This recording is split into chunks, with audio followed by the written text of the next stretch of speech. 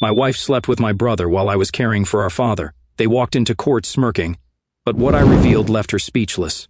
I'm a 32-year-old male, and Anna, a 31-year-old female, were what everyone called the perfect couple. You know the type. College sweethearts, dated for 4 years, married for 3, had our whole lives planned out and everything. I'm a software developer. Yeah, typical Reddit guy, laugh out loud. And she works, or worked I guess, in marketing. We had this nice house in one of those cookie-cutter suburbs where all the houses look the same, but everyone pretends they're special. We even had the whole white picket fence life going. 2 dogs, Max and Bella, both rescue mutts because we're those people. A garden she never took care of but insisted on having. And one of those fancy Peloton bikes that ended up being an expensive clothes hanger. Living the millennial dream, right? I actually met Anna at this super lame frat party in college. I was this awkward computer science major, and she was this gorgeous marketing major who was way out of my league. Like the kind of girl I would have been too scared to even talk to. But I was drunk enough to try this terrible pickup line about Java and coffee. Computer science majors will get it. And instead of cringing, she actually laughed. I still don't know if it was a pity laugh, but hey, it worked. We started hanging out, and things just clicked. She was into all the nerdy stuff I was into. Later, I found out she was faking most of it, but that's a whole other story. We had this thing where we'd binge-watch entire seasons of shows in one weekend. The Office was our jam. We even did Jim and Pam costumes for Halloween one year. Cringe, I know, but we were that couple. I busted my ass in the relationship. Not gonna lie. I was that guy who remembered not just anniversaries but random stuff, like our first pizza date, or the first time we went grocery shopping together. Stupid stuff. But she used to love it. I'd plan these elaborate date nights, surprise her with little gifts for no reason, even learn to cook her favorite pasta from scratch. I spent like 6 hours watching YouTube videos to get it right.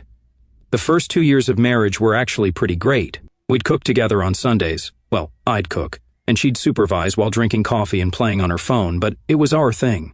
Weekends were for hiking with the dogs or having these epic game nights with our friends. We were that annoying couple that posted everything on Instagram with stupid captions like, living my best life with my person, mostly her posting, but I played along. Our friends used to joke that we were couple goals, you know, the kind that makes single people want to throw up. I even got along great with her family at first. Her dad and I would watch football together, even though I don't really care about sports, but you do what you gotta do. Her mom was always trying to feed me these amazing Italian dishes because she thought I was too skinny. Her brother became one of my gaming buddies. We'd play Call of Duty every Thursday night. My family loved her too, like really loved her.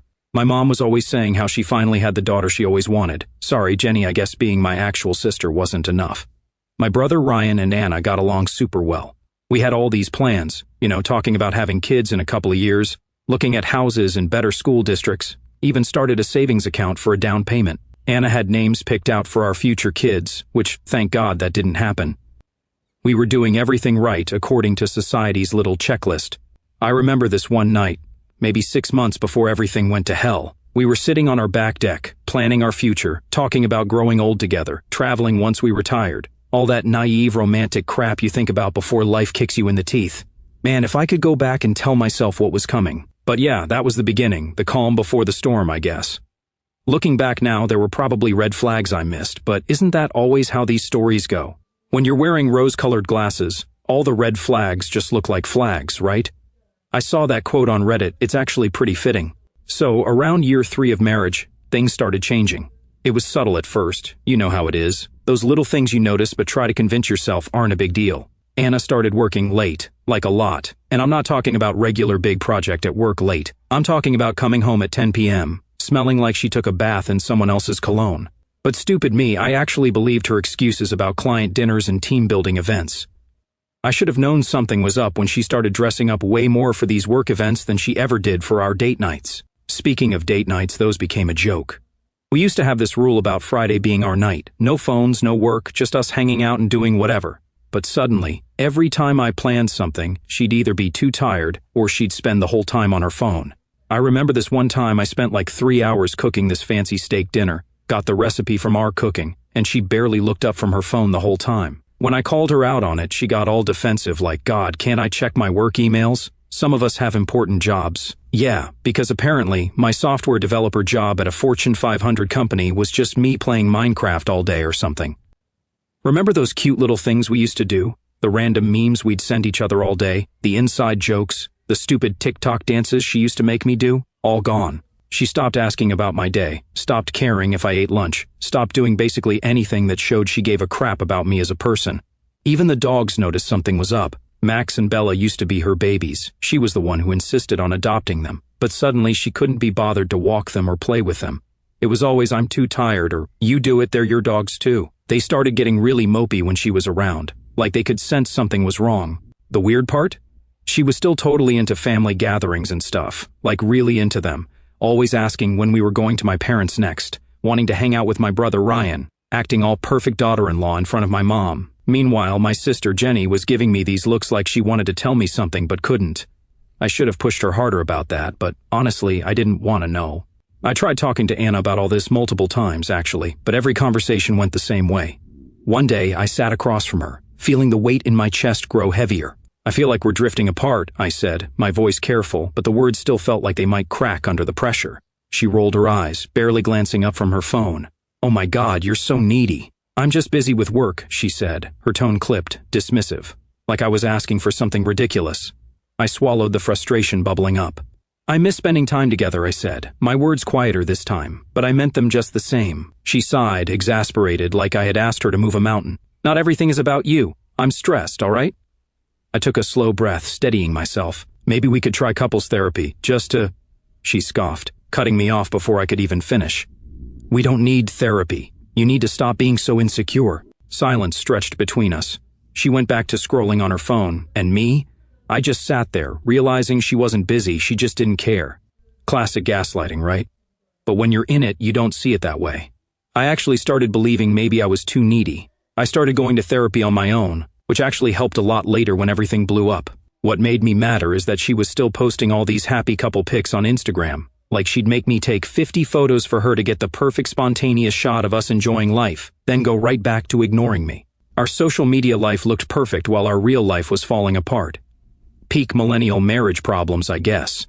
I started noticing other sketchy stuff too. She'd leave the room to take phone calls, changed her phone password, started doing her own laundry after years of just mixing all our stuff together, got a gym membership at some fancy place across town when there was a perfectly good gym 5 minutes from our house. You know, the greatest hits of your spouse is cheating that you read about but think will never happen to you. My friends tried to warn me. My buddy Mike, who'd been through his own divorce hell, kept saying things like, "Bro, something's not right, and you deserve better than this." But I'd defend her, make excuses. "She's just stressed about work," or "Things will get better once this big project is done." I even tried the whole win her back thing, planned surprise dates, bought her flowers, tried to get back into the hobby she liked. But you can't win someone back who's already gone, you know? She'd just get annoyed, like I was interrupting her life by trying to be her husband. The final straw was one day I was doing laundry on a Sunday, because of course I was still doing her laundry like a chump, and I found this receipt in her pants pocket. It was from this fancy Italian place downtown, like the kind where pasta costs more than my monthly Netflix subscription. The receipt was from a Tuesday lunch, which was weird because she told me she had this big client meeting at the office that day. Now, I'm not usually the snooping type. I trusted her, stupid ass, for some reason. But something about that receipt bugged me, maybe because she'd been bragging about bringing in all these new clients, but whenever I asked about getting dinner with them, she'd say it wasn't appropriate. But lunch was? Make it make sense. So I did something I'm not proud of. I checked our shared Google timeline thing, you know, that creepy feature that tracks everywhere you go. Yeah, that one. And holy hell, guys. There were a lot of client meetings at hotels, parks, random restaurants, basically everywhere except her actual office. I spent like 3 hours going through her location history. Fun way to spend a Sunday, right? The pattern was pretty clear. Whenever she said she was working late or had team events, she was actually at places like the Marriott downtown or this park on the other side of the city. But here's the thing. I still didn't know who she was with, just that she was definitely not where she said she was. Then I found the burner phone. I wasn't even looking for it. I was grabbing her gym bag to do more laundry, and this old iPhone fell out, like one of those ancient ones people keep as backups, except this one had a passcode. When I asked her about it later, she completely freaked out. "Hey, found this old phone in your gym bag. Is it broken or something?" I asked. She barely glanced at it before her eyes widened. Then, in a blur, she lunged forward, snatching it from my hands like I was holding classified government secrets. "That's private," she said, her voice sharp, defensive. I blinked. "Private? It's just an old phone." She clutched it to her chest like it was a lifeline, her entire posture rigid. "God, why are you going through my stuff?" her voice pitched higher, breath quickening. "This is why I can't trust you." I just stood there staring. I was the untrustworthy one? She couldn't even look me in the eye. Classic Darvo move right there. She tried to make me feel guilty for finding her sketchy secret phone. But the best part? In her panic to grab the phone, she knocked over her regular iPhone, and it fell face up on the couch. A message preview popped up that just said, "Miss you, baby," from a contact named Work Project. Subtle, right? I didn't even confront her right away. Instead, I spent the next few days watching her. She'd get these messages and smile like a teenager, then look up to make sure I wasn't watching. She'd take calls in the other room, whispering, even though she claimed it was just work stuff. One time I heard her giggle and say, "Stop it, you're bad," before noticing me and quickly hanging up. I decided to check our credit card statement. Found charges from hotels on days she was supposed to be at client dinners, like not even nice hotels. We're talking Holiday Inn Express type places. Classy. That was it for me. I couldn't keep living in this hell, digging after her, seeing signs, and forcing myself to ignore them. She had already checked out of this relationship. I was just the last to admit it. I packed all her stuff while she was at work, just filled up garbage bags because I was feeling petty. Didn't even fold anything, left it all in the garage, changed the locks and sent her a text, found the burner phone, saw the hotel charges. "Don't come home. We're done." The absolute flood of messages I got after that? Holy hell. First it was denial. "What are you talking about? You're being crazy. Let me explain." Then the classic blame shifting. "This is why I had to look elsewhere. If you paid more attention to me, you're always working." Then the threats. "I'll tell everyone you abused me. You'll regret this. My lawyer will destroy you." Then she showed up at the house, crying and banging on the door. She kept screaming about how I was jumping to conclusions and how she could explain everything. Meanwhile, I'm just sitting there on the couch with the dogs, watching her melt down on our Ring camera like it's an episode of Real Housewives. The next few days were wild. My phone was blowing up nonstop, not just from Anna, but from basically everyone we knew. She'd apparently gone on this massive PR campaign, telling everyone her version of events. According to her, I was a controlling psycho who misunderstood everything and was throwing away our marriage over nothing. My family kept calling too. Looking back, their reactions were weird, like they were too concerned about me jumping to conclusions. My mom kept saying stuff like, "Marriage takes work," and "everyone makes mistakes." Even my sister Jenny was being super sketchy. Then Lily showed up at my door. Quick backstory on Lily. She was Anna's best friend since college, like maid of honor at our wedding, girls' night every week, knew all our secrets kind of best friend. She was always cool, but we weren't really close or anything, just the usual hey when she'd come over to hang with Anna. So anyway, it's like 11 p.m. I'm on the couch in my pajamas, binge-watching Breaking Bad because why not be depressed while watching a depressing show? And my doorbell rings. I check the Ring camera, paranoid about Anna showing up again, and there's Lily, clearly drunk and crying. I sighed and opened the door. You okay?" I asked. Lily sniffled, wiping at her face with shaky hands. I can't keep lying," she said, her words slurred, raw. "She's horrible. You're so nice, and she's just horrible." She let out a shaky breath, then whispered, "I just had a fight with her." Her voice cracked. A bad one. I stepped aside. "You want to come in? Maybe have some water?" She nodded weakly, stumbling inside. The moment she hit the couch, she collapsed into it like all the fight had drained out of her. And then, just like that, the floodgates opened. "She's been cheating for months," Lily whispered, voice thick with guilt. I knew, and I didn't say anything. I stiffened. I knew it. I had suspected it for so long, but hearing it out loud still hit hard. "Who is it?" I asked, my voice steadier than I felt. Lily shut her eyes and shook her head. "I can't." "Lily, who?" She opened her mouth, then closed it again. Her entire body was shaking now. "It's worse than you think," she murmured. "You're going to hate everyone when you find out." A chill crawled up my spine. My mind was racing, filling in blanks I wasn't sure I wanted answers to, but at this point, I had no choice. We talked for hours, not just about Anna, but about everything. Love, mistakes, the slow, painful realization that something is over long before you admit it. For the first time, I really saw Lily, not just as Anna's friend, but as her. The way her dark eyes softened when she spoke, the way she pushed her hair behind her ear when she got nervous. She had this warmth to her, effortless, unforced, the kind I hadn't felt in a long time. "You deserved better," she whispered. I let out a dry laugh. Funny, she never acted like it.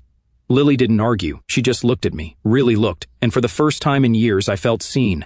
One thing led to another, and yeah, we kissed. It wasn't revenge. It wasn't about Anna at all.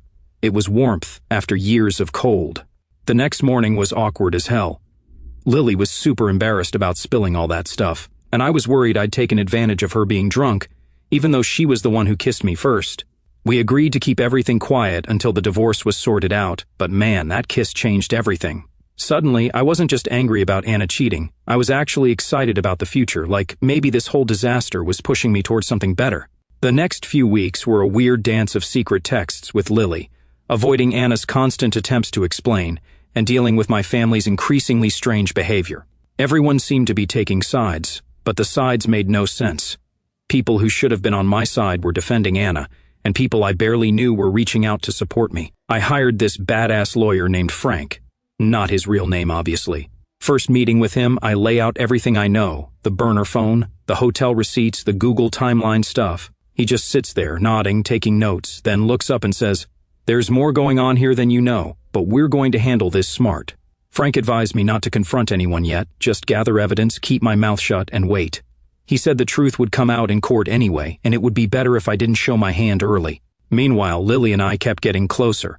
Nothing physical after that first kiss. We both agreed to keep things proper until after the divorce, but we texted for hours. She'd send me stupid memes at 3 a.m., or links to songs she thought I'd like. It was nice, just nice. Anna tried every trick in the book to get me to talk to her. Showed up at my work, got banned by security, sent flying monkeys, mutual. Friends, to guilt trip me, even tried to use the dogs against me, suddenly claiming she missed them so much after barely acknowledging them for months. The weirdest part was how my family was acting. My mom kept inviting me over for dinner, but would get weird when I asked who else would be there. Ryan, my brother, stopped gaming with me online but was posting pics at family events I wasn't invited to. Jenny was straight up avoiding me. The day before court was straight up chaos. My lawyer, Frank, called to prep me for what might happen and dropped this bomb. Just be prepared for anything tomorrow, and I mean anything. When I tried to get more info, he just said, "Trust me, you'll want to be sitting down when this all comes out." I was getting cryptic texts from everyone.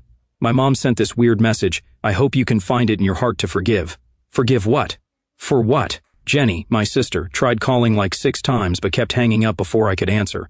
Even my buddy Mike, who hadn't talked to me in weeks, sent a "You holding up okay, bro?" text at like 2 a.m. Lily was being extra weird too. We'd been texting constantly for weeks. Nothing serious, just talking and stuff, but suddenly she got all quiet. Her last message was just, "I'm so sorry. You'll hate me tomorrow, but please remember I wanted to tell you." Then, radio silence. I spent that night stress cleaning my apartment. The dogs kept looking at me like, "Dude, chill," but also wouldn't leave my side. We all ended up passing out on the couch watching Kitchen Nightmares because Gordon Ramsay yelling at people was oddly comforting. Around 3 a.m. I got this email from Anna, subject line, "Please read before tomorrow." Did I open it? Hell no. Archived that faster than my ex could say, "It's not what you think." But I'd be lying if I said I wasn't curious. Then the bomb dropped. A text from my brother, Ryan. "Hey man, don't come to court tomorrow. We can settle this without making it messy. I'll explain everything later." I didn't sleep at all that night. Just sat there on my couch, scrolling through old photos on my phone like an idiot. Found this picture from last Christmas. Me, Anna, my whole family. Everyone smiling like we didn't have a care in the world. Weird how life can completely flip upside down in just a few months. Frank texted me around 6 a.m. "Wear your Navy suit, look successful but not flashy, and whatever happens in there, do not lose your cool. Let me handle everything." I got to the courthouse early because anxiety is one hell of an alarm clock. Sat in my car for like an hour, watching people go in and out, wondering how many other people's lives were falling apart in there today. Saw Lily pull up, she looked like she hadn't slept either. We made eye contact, but she just shook her head and went inside. That's when my stomach really started doing flips. Then my parents showed up together looking stressed. My mom tried to wave, but Dad stopped her. They hurried inside like they were late for something. Jenny arrived next, saw my car, and literally ran inside like full-on sprinted in heels. That's when I knew whatever was about to happen was going to be bad. Walking into that courthouse felt like walking to my own execution, but holy hell, I had no idea what was waiting for me inside. So, there I am, sitting in this fancy-ass courtroom that looks exactly like the ones you see on TV. Frank, my lawyer, is next to me, going through papers like he's searching for the nuclear codes or something. The room's weirdly quiet, that heavy silence right before everything goes to hell. Then the door opens. Anna walked in wearing this innocent white dress, like she's auditioning for the role of Virgin Mary or something. But that's not what made my jaw drop. She's holding hands with my brother Ryan, like full-on holding hands in court, in front of everyone, in front of me. My brain just stopped at that moment. All those weird pieces suddenly clicked. The family acting strange, Lily's guilt, Ryan's sudden disappearance from my life. All those client meetings at times when Ryan was supposedly working late too. Frank grabs my arm because I guess I started standing up without realizing it. He whispers, "Sit down. Let them dig their own grave." Anna and Ryan sit at the other table with their lawyer, some young dude who looks about as comfortable as a vegan at a barbecue. Ryan won't even look in my direction, but Anna keeps giving me these little side eyes, like she's checking if I'm about to lose it. The judge comes in, an older dude who looks like he's seen some shit, and the show begins. Anna's lawyer starts spinning this rom-com-worthy tale about how love finds a way and how Anna and Ryan never meant to hurt anyone. But you can't help who you fall in love with. I'm sitting there thinking I'm having a stroke, like, is this actually happening? Did my brother really just walk into court holding hands with my wife while their lawyer tries to convince everyone this is some beautiful love story? Then it gets better. Anna starts crying, full-on tears, about how confused and lost she was in our marriage and how Ryan was just trying to help her through a difficult time, and things just happened. Just happened. Like what? They just tripped and fell into bed together multiple times at various hotels across town for months? But here's the best part. Their lawyer tries to argue that the prenup should be void because of emotional distress and family circumstances, basically trying to say that because Ryan's my brother, all normal rules should go out the window. Frank's just sitting there with this little smile. When it's his turn, he stands up super slowly, straightens his tie, and says, "Your Honor, before we continue, I'd like to present evidence of how this love story actually played out." Then he pulls out this thick folder that I'd never seen before, starts laying out papers one by one, screenshots of their text messages. Turns out that burner phone wasn't so secure. Hotel. Receipts paid with our joint account, photos of them together from before we separated, bank statements showing Ryan had been helping Anna move money around, a timeline showing they'd been hooking up since freaking Christmas. The judge's face got stormier with each new piece of evidence, but Frank had emails between them, planning how to break the news after the divorce was final. They had this whole scheme worked out. Wait until the divorce was done, then go public with their relationship like it just happened. Ryan finally looked at me, tries to do this "I'm sorry, bro" face. I just stare back until he looks away. Anna's full-on ugly crying now, mascara everywhere. The judge was not impressed, started asking them really pointed questions about timeline discrepancies, about the money, about their version of events. Every answer just dug them deeper. Then he looks right at them and says, "This court does not look kindly upon deliberate deception. The prenuptial agreement stands." Just like that, all their romantic bullshit, all their planning, all their manipulation, shot down in like 2 minutes. The court drama was over, but my family apparently didn't get the memo that I wanted nothing to do with them. A week after the hearing, my mom started this massive text campaign to bring the family back together, like somehow a nice pot roast would make me forget my brother was sleeping with my wife. It started with casual texts, "We miss you, honey." Then escalated to, "Family is forever, and we need to move past this." The final straw was when she sent a group text announcing a family dinner that Sunday. Didn't ask if I wanted to come, just said dinner at 6, everyone will be there, we're fixing this. I ignored it at first, but then Jenny, my sister, called me crying, actually crying. "Please come," she sobbed. "Mom's losing it. She's convinced she can fix everything if we just have dinner together like normal."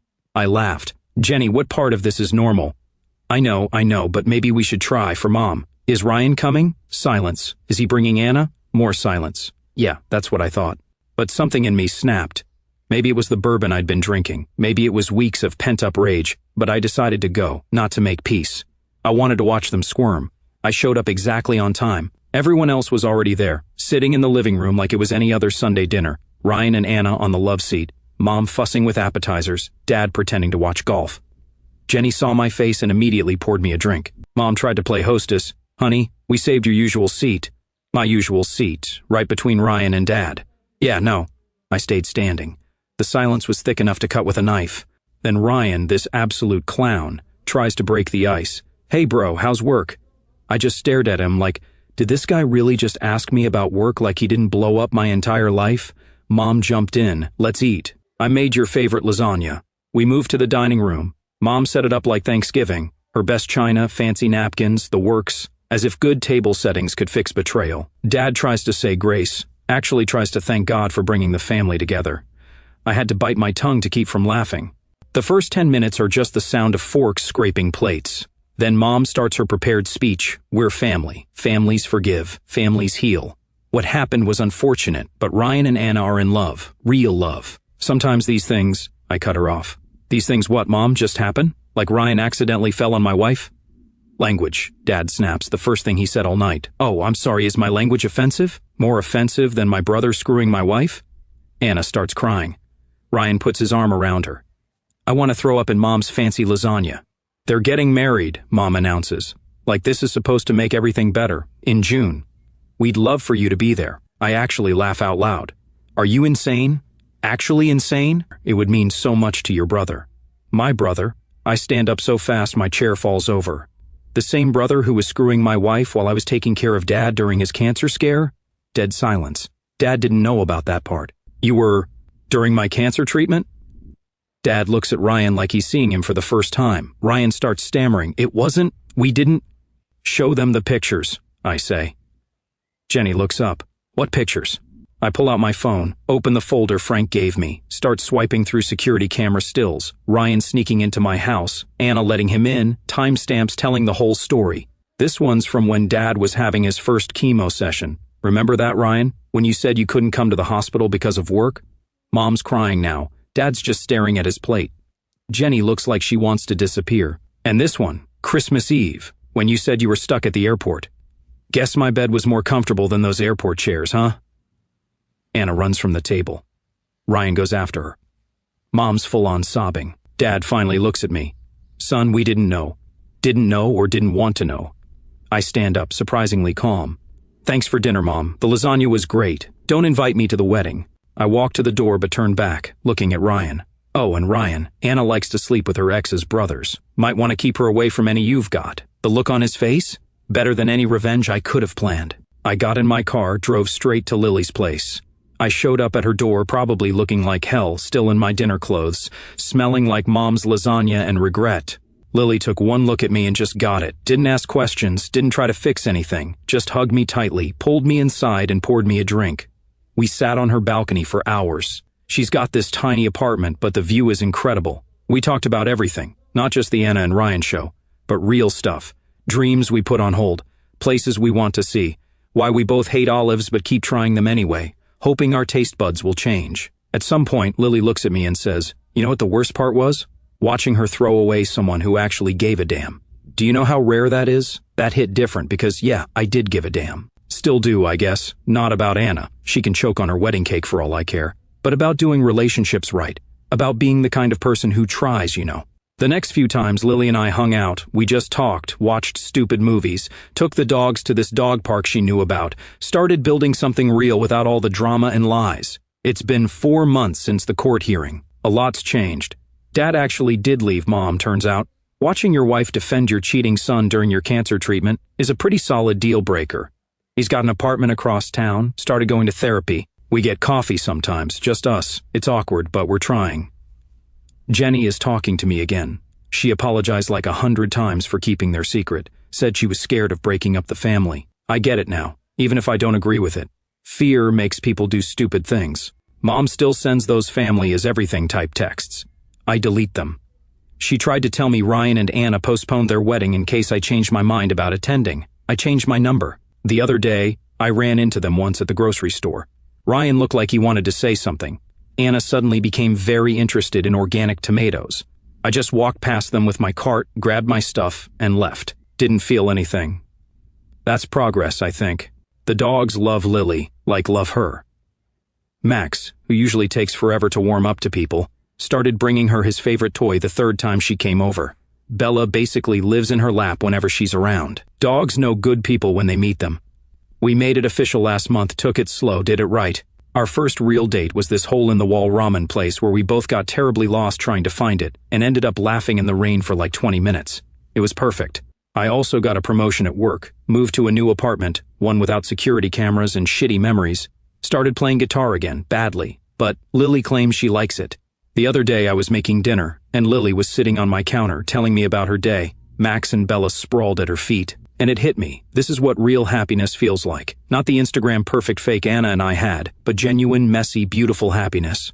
Do I still get angry sometimes? Yeah. Do I miss my old life? Hell no. Last week, Lily found an old photo of me and Anna in a drawer, asked if I wanted to throw it out. I looked at it, us smiling at some family thing, Ryan probably taking the picture, and realized I didn't feel anything. No anger, no pain, just nothing. Tossed it in the trash and went back to making dinner. Lily put on some music. The dogs were begging for scraps. Just another normal evening. And you know what? Normal's pretty damn good.